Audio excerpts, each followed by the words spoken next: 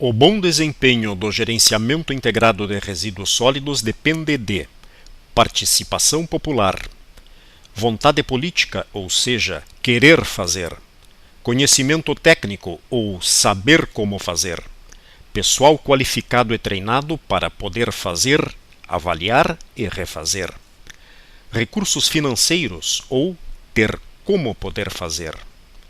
Não existe um modelo de gerenciamento de resíduos adaptável a todas as necessidades regionais. O seu município é único, precisa ter seu próprio modelo construído ou aperfeiçoado se já existente. E você é importante neste processo. O planejamento de um sistema integrado de gerenciamento de resíduos deve considerar o crescimento da população e o crescimento do volume de resíduos. Essas informações nos auxiliam no dimensionamento da coleta, dos veículos de transporte, da estação de transferência, das centrais de triagem, dos sistemas de tratamento e do local de disposição final. Nas atividades de geração e acondicionamento de resíduos, eliminamos resíduos orgânicos, bem como embalagens e produtos superados, obsoletos para o comerciante ou consumidor, que são direcionados às indústrias de reciclagem. O gerador, ao acondicionar resíduos, deve adotar a segregação na origem. A logística reversa está em fase de implantação progressiva em nosso país. Significa que a indústria tem que receber o retorno de algumas embalagens, bem como de produtos descartados pelos consumidores. Em 2014, a logística reversa deverá estar implementada, segundo estabelece a Lei 12.305 de 2010. Produtos são colocados no mercado pelas indústrias. Estas os geram processando a produção agrícola e mineral, direcionando-os aos estabelecimentos comerciais. A coleta de orgânicos, praticada pela municipalidade ou terceirizada, poderá enviar os resíduos orgânicos para aterros até o início de 2014. A partir desta data, os resíduos orgânicos deverão ser tratados e aproveitados ou tratados e seguir para a disposição final, que deverá receber apenas os rejeitos sem poder energético.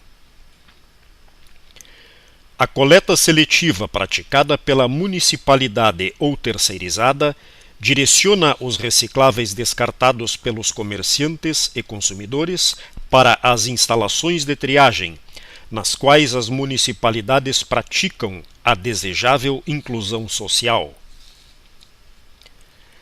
A municipalidade regulariza catadores autônomos, que trabalham com mais segurança nas instalações de triagem do que no sistema viário das cidades. Processos de tratamento de resíduos sólidos como incineração e a digestão anaeróbia devem, em médio prazo, começarem a ser adotados nas cidades de maior porte do Brasil. Porto Alegre desenvolve estudos para a implantação de um reator anaeróbio. Embora a tonelagem anual compostada venha crescendo no Brasil, saiba que novas tecnologias para tratamento de resíduos sólidos já vigentes em escala real em diversos países, a médio prazo começarão a ser implantadas no Brasil. Os rejeitos que saem das triagens de recicláveis e dos pátios de compostagem, no caso de os aterros sanitários ficarem distantes, são direcionados para pátios de transbordo. Nestes, os resíduos são transladados para caminhões maiores, que reduzem o custo do transporte até a destinação final. A agricultura pode receber como insumo agrícola ao composto gerado nas usinas de compostagem. O mesmo também é comercializado em supermercados, lojas de jardinagem e floriculturas.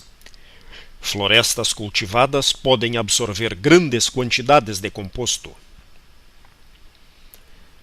Alguns aterros sanitários vêm gerando energia elétrica pela queima dos gases gerados. O gás combustível é o metano. A queima do metano permite que um aterro sanitário credencie-se a receber os créditos de carbono.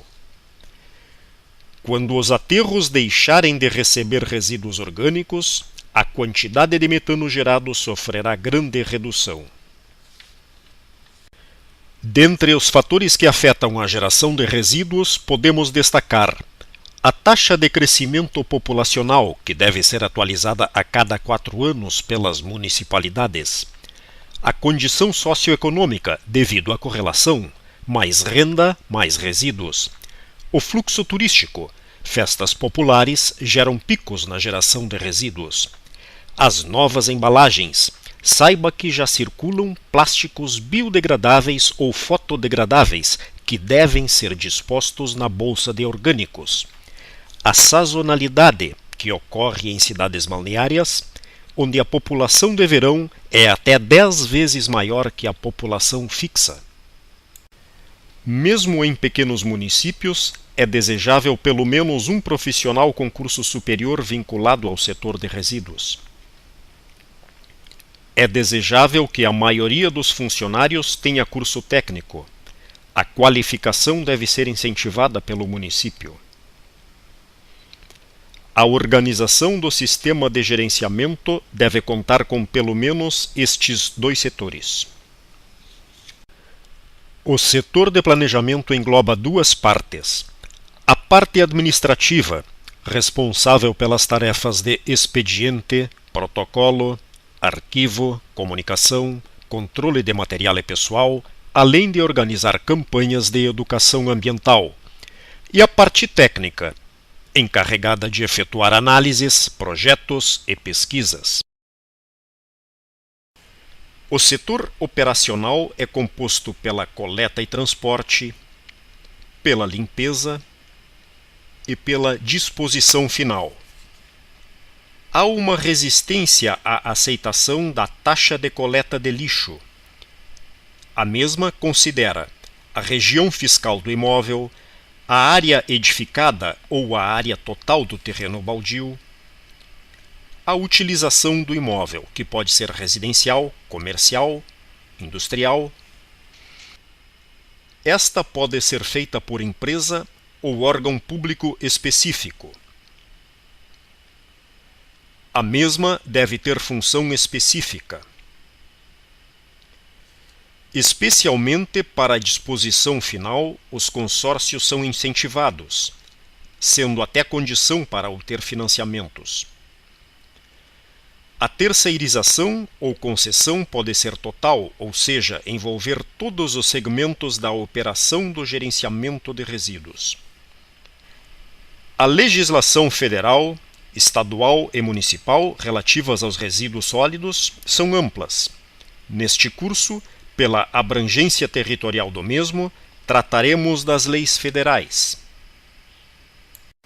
A Lei 11.445 define as atividades que compõem os serviços de manejo de resíduos e o serviço público de limpeza urbana: coleta, transbordo, transporte, triagem, tratamento e disposição final dos resíduos. Ainda se incluem no Serviço Público de Limpeza Urbana as atividades de varrição, capina e poda de árvores em vias e logradouros públicos e outros eventuais serviços. Nos estados, a emissão de licenças ambientais está a cargo das suas fundações estaduais de proteção ambiental, salvo casos em que o licenciamento de algumas atividades esteja municipalizada.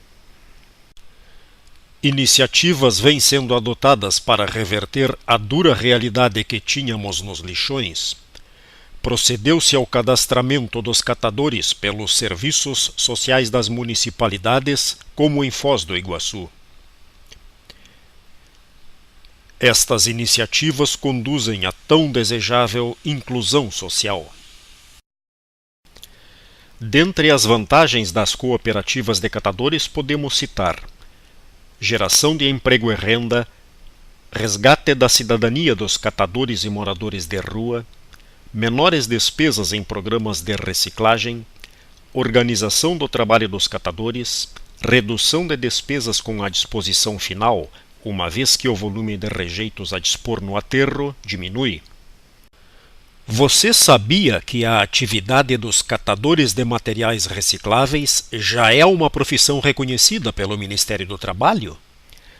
A isto podemos chamar de conquista.